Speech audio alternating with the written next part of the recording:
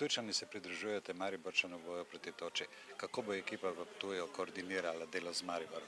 No, treba je pojasniti, da v tem primeru gre za to, da je to samo dislocirano letalo v okviru letalskega centra, ki je pač postavljeno na Ptuju.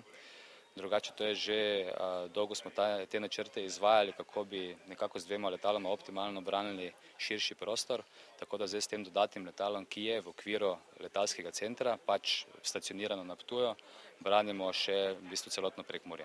Ste se z Mariborom razmejili področje, ki ga boste pokrivali obe letali? V bistvu ne, gre za kompleksno zadevo pokrivanja. To pomeni, da ob frontalnih prihodih neviht delujeta obe letali v tistem področju, kjer se pojavljajo. Če pa gre na primer za oblake, ki so bližje letalo v Ptuju, poleti tja letalo iz Ptuja, če so v bistvu nevihte bližje letalskemu centru pa iz Maribora.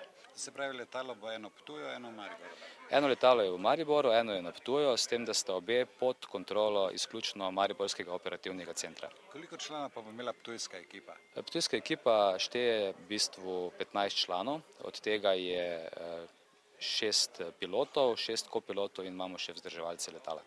Radarska kontrola in podpora, vse ostalo pa prihaja z Maribora? Glejte, letalo je izključno pod kontrolo operativnega centra v Mariboru. To pomeni, da zjutraj se slišimo in kasneje dobivamo navodila izključno iz operativnega centra Maribor.